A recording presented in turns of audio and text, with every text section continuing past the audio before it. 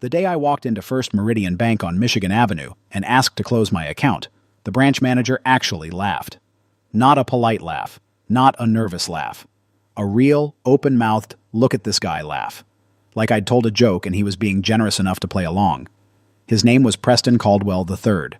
He was 34 years old, the son of the bank's regional president, and he had just spent the last 40 minutes at his own family dinner table explaining to me, loudly, clearly, and with the kind of patience you'd use on a slow child, why men like me don't belong in rooms like his. He didn't know what was in my account. He was about to find out.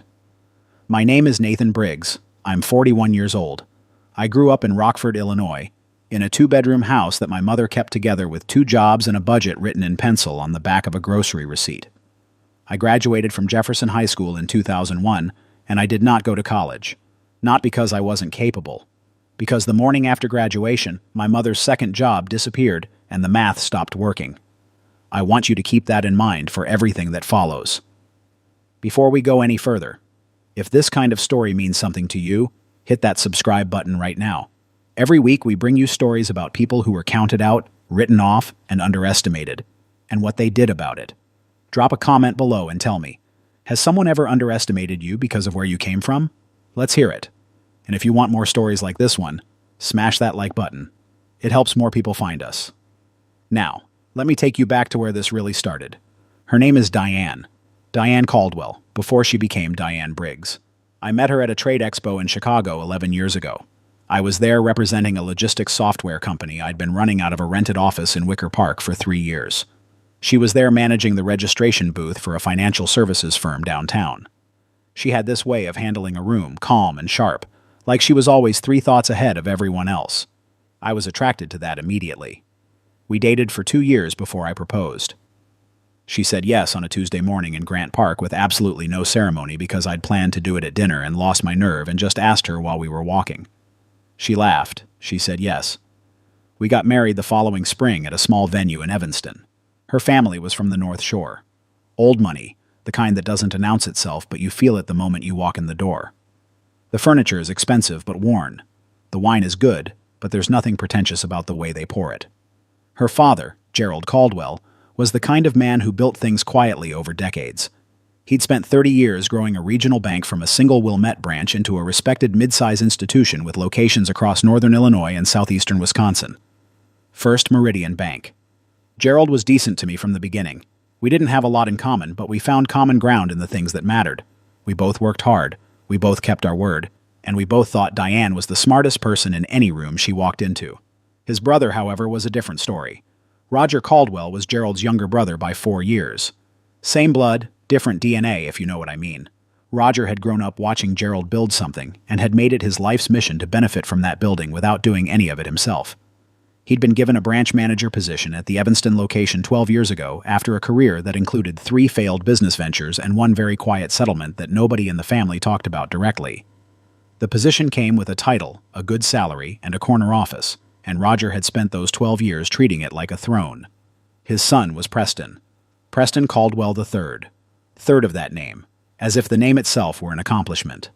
He was 34, had a finance degree from Northwestern, and had been brought into the bank 2 years prior as a junior relationship manager at the flagship Michigan Avenue branch. He wore suits that cost more than my first car, and he had the kind of confidence that only comes from never having been told no by anyone with actual power over your life. I'd met Roger and Preston a handful of times at family events before. This particular dinner, the interactions had been brief and surface level, polite in the way that strangers at a wedding are polite to each other. You exchange words, you smile, you move on, you don't particularly think about it afterward. But this dinner was different. This was a sit-down at Gerald's house in Winnetka, a real family evening, and I was going to be there not as a new face, but as Diane's husband of 6 years. Which meant, apparently, that Roger had decided it was time to form an opinion about me. The dinner was for Gerald's 68th birthday. Diane's mother, Helen, had arranged it at the house, a big brick colonial on a quiet street 2 blocks from Lake Michigan. Helen was one of those women who makes a dinner for 15 people look completely effortless, which tells you everything about how hard she was actually working behind the scenes. She'd made roast lamb and a pasta dish, and there was a lemon cake that I'm still thinking about to this day. There were about 12 of us around the table. Diane and me, her parents. Roger and his wife Pamela. Preston and his girlfriend at the time, a woman named Courtney who was perfectly nice and seemed to find the whole evening slightly exhausting in the same way I did. A couple of cousins. Gerald's old college roommate and his wife. The conversation was the kind you get at family dinners. Comfortable noise, people catching up, stories being told for the fourth or fifth time. I was doing fine. Diane was doing fine. Everything was fine.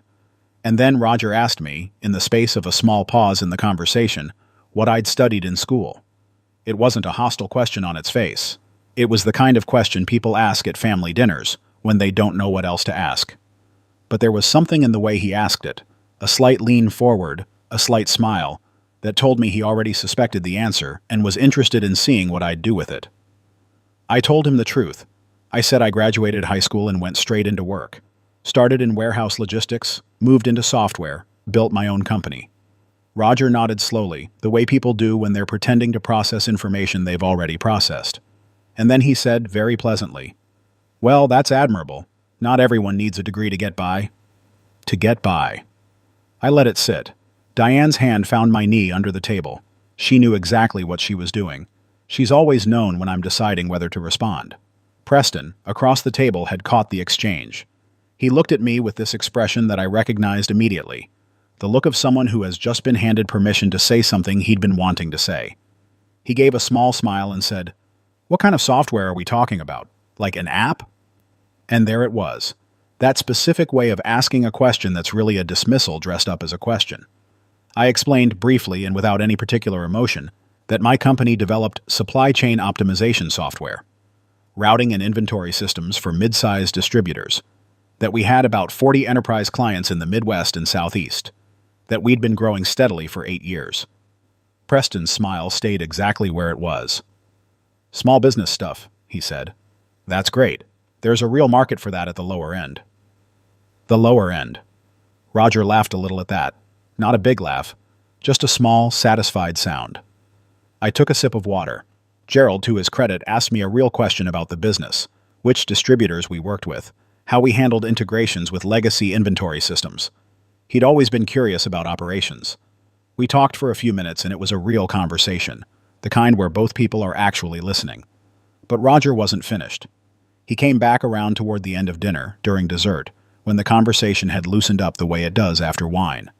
He started talking about his son's trajectory at the bank, how Preston was going to be running a full portfolio by next year, how the right education and the right connections opened the right doors. And then he looked at me, directly at me, with the smile of a man who has never once worried about whether the lights would stay on. And he said, "Of course, some paths are just harder without the foundation. Nothing wrong with how you did it, Nathan. But there's a ceiling, you know. You can feel it. Men who go to the right schools build the right relationships. They learn to see past that ceiling early on." The table went slightly quiet. Diane set down her fork. I looked at Roger for a moment. Then I looked at Preston, who was nodding along like this was the most natural thing in the world. And I said very calmly, "Roger, where does First Meridian hold its primary business accounts?" He blinked. "At the Michigan Avenue branch, mostly. Why?" I nodded. "I'll stop by this week," I said. He looked at me like I'd said something slightly confused. "Sure," he said, and then he turned back to Preston and kept talking. "Here is what Roger Caldwell did not know about me. I want to take you back a little further than the dinner, back to the beginning, because that's where the real story lives. When I graduated from Jefferson High School in Rockford in 2001, I didn't have a plan. What I had was a part-time job at a regional shipping warehouse on South Alpine Road, and a mother who needed me to keep that job. So I kept it. I got good at it. I started noticing things. The way routes were organized, the way handoffs between shifts created bottlenecks, the way one small inefficiency could cascade across an entire day of operations.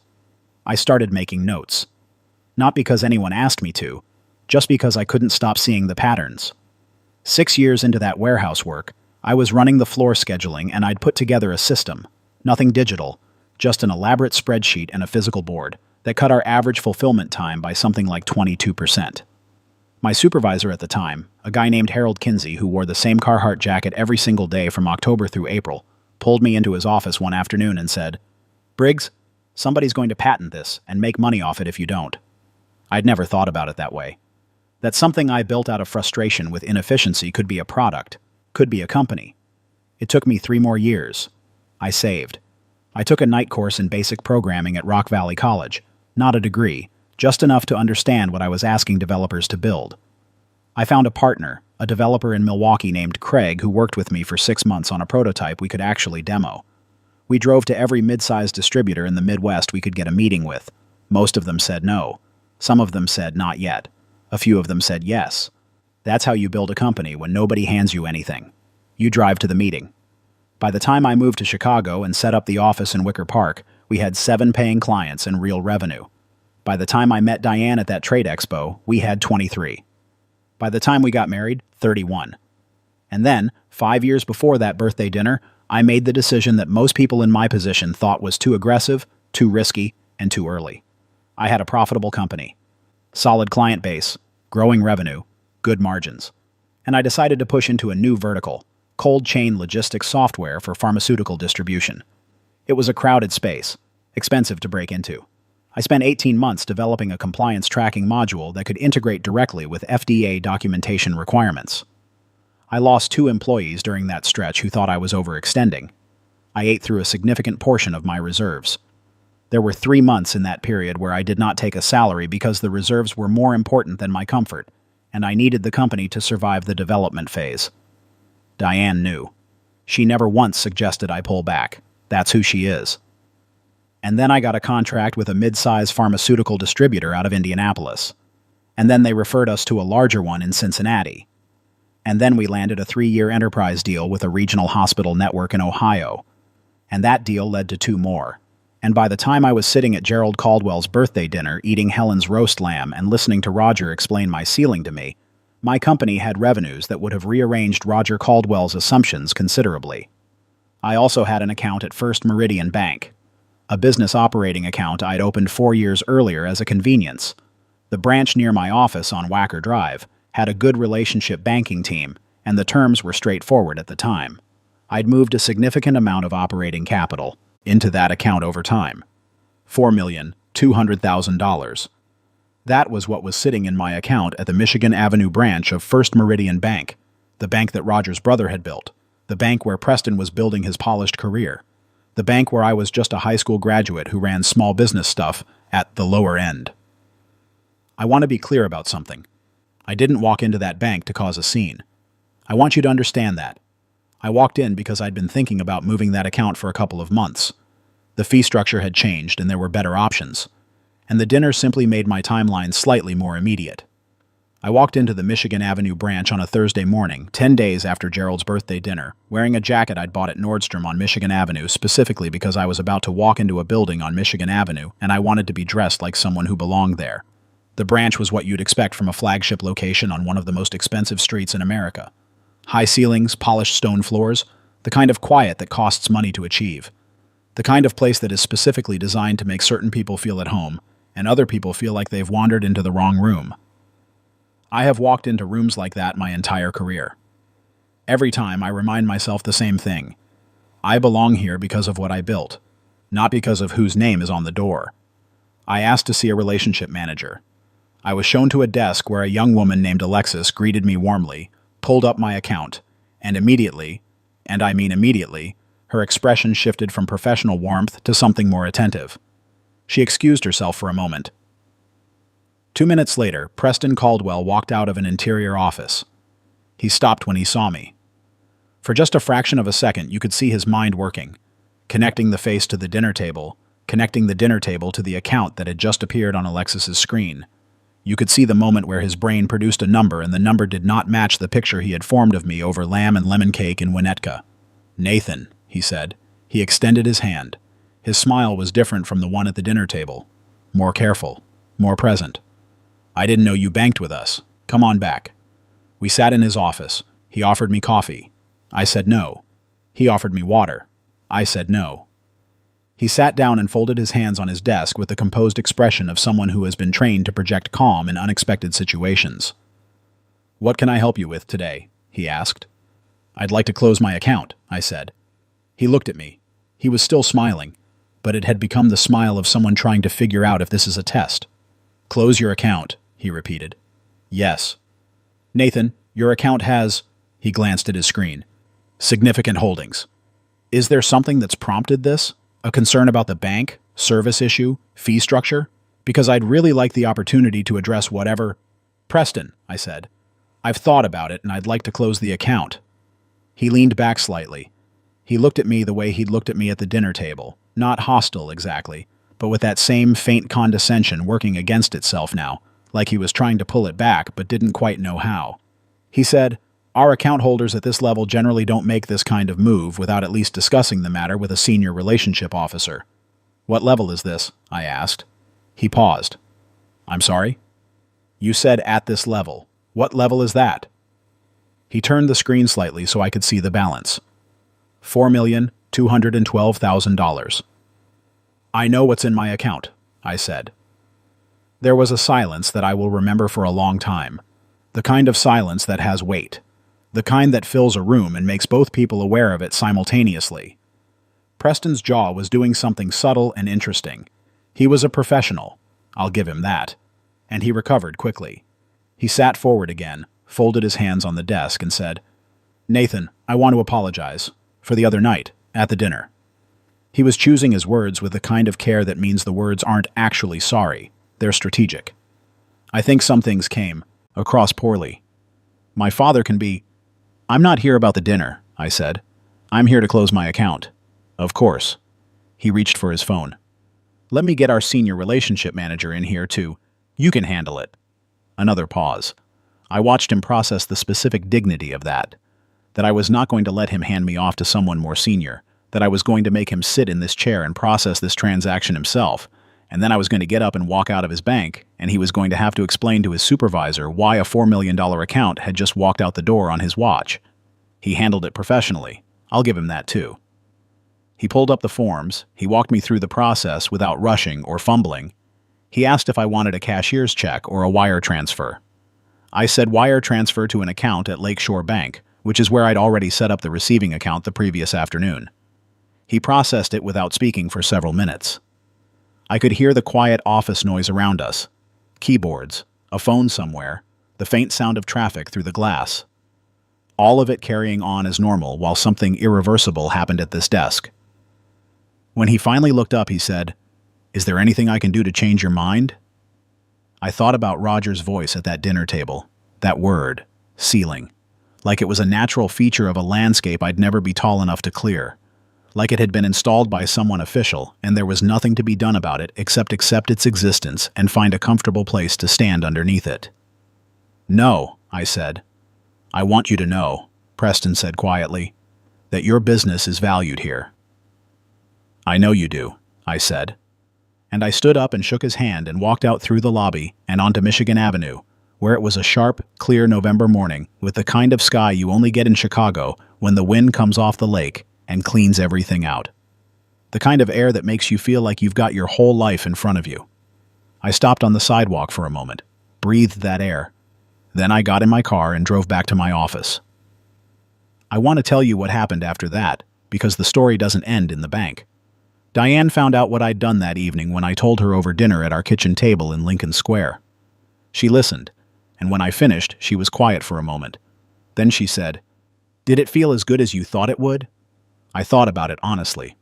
"Better," I said. She laughed. It was a real laugh, the kind that comes from somewhere deep. "My father is going to hear about this," she said. He did. Gerald called me 2 days later. He was measured on the phone, the way he always was. He said he'd heard about the account closure and he wanted to understand what happened. I told him about the dinner as calmly and factually as I could, without editorializing, without drama. I just laid out what Roger had said, what Preston had said, and what I'd done. There was a long pause, and then Gerald said, "Nathan, I'm sorry. I should have spoken up at that table." I told him I didn't blame him for his brother's behavior. I meant it. "Roger can be difficult," Gerald said. "He's always had this chip about what other people have and where it came from. I've talked to him about it more times than I can count." He paused. "I'll talk to him again." I don't know exactly what Gerald said to Roger after that conversation. Diane heard from her mother that it was significant, that Gerald was more direct with Roger than he'd ever been, that some things were said that had needed to be said for a long time. What I know is that Roger called me 3 weeks later. He asked if we could meet for coffee. I said yes. We met at a place on Oak Street on a Saturday morning. He was there when I arrived, sitting at a small table by the window with his hands wrapped around a mug. He looked older than he had at the dinner. Not in a bad way. In the way of a man who's spent some time thinking. He told me he'd been wrong. He said it simply and without a lot of preamble, which I respected. He said he had a habit of measuring people by credentials that he himself had been handed rather than earned, and that it was a habit he wasn't proud of and had let go on too long. I listened. He asked if there was anything I was working on that might be a fit for First Meridian's business clients, whether there was a conversation to be had about partnerships, referrals, the kind of thing that could be mutually beneficial. I said I'd think about it. I'm still thinking about it. Preston, for his part, reached out a few weeks after that. A handwritten note which surprised me. He said he'd done some research on my company after I left the bank, which I believe because what else do you do when you lose a $4 million account? And that he'd been surprised by what he found. He said he thought he'd made an assumption at the dinner that was unfair, and he apologized for it. I wrote back, not a long letter, just acknowledgement that I'd received it and that I appreciated the gesture. Because here is the thing I've learned about the people who underestimate you. They are sometimes the loudest part of the story, but they're never the most important part. The most important part is what you did before they ever showed up. The years you put in when no one was watching. The decisions you made in the middle of the night when the numbers weren't working. The thing you built without their approval and without their pedigree and without their ceiling. I think about my mother sometimes when I'm in a meeting with people who have offices like Preston's. She wrote our family budget in pencil because she knew it was going to change. She kept going anyway. She never had a ceiling in her mind. She had a list. Just the next thing on the list. And then the next one. That's where I learned it. Not from a university. Not from a family with a bank in its name. From a woman in Rockford, Illinois who worked 2 jobs and kept a pencil sharp. If you've made it this far, I want to ask you something real. Who told you that you had a ceiling?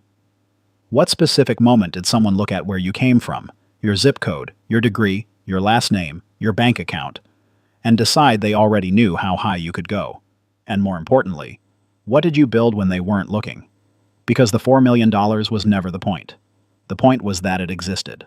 The point was that it existed because of years of work that no one in that dining room in Winnetka had witnessed. Years that didn't look impressive on paper because I didn't have a paper that told the story the way Preston's did. The point was standing on Michigan Avenue in the November cold and breathing that clean lake air. The point was choosing where my money lives. Roger Caldwell still runs the Evanston branch of First Meridian. Gerald has mostly stepped back from day-to-day operations. Preston, I heard recently, is doing well. He got a promotion last year and by all accounts has become a more careful listener than he used to be. People grow. I believe that. Diane and I have dinner with her parents most months when we're in the city. Helen still makes that lemon cake. My company just signed a contract with a national pharmaceutical distributor headquartered in Philadelphia. It's the largest single deal we've ever closed. I keep my banking at Lake Shore. The fee structure is better and no one there has ever asked me what school I went to. I graduated from Jefferson High School in 2001. That is the only degree I have ever held. I'm not ashamed of it. I never have been. But I'll tell you something. I walked into that bank on a Thursday morning, and I sat across from a man who had explained to me very clearly where my ceiling was, and I watched him process $4 million out of his branch and into someone else's, and I thought about ceilings for a long time after that. I think they're real, actually. I think ceilings exist. I've hit a few over the years. The thing about ceilings, though, is that they're not made out of anything permanent. They're made out of other people's assumptions. And assumptions are the one thing in this world that doesn't cost a single thing to walk away from.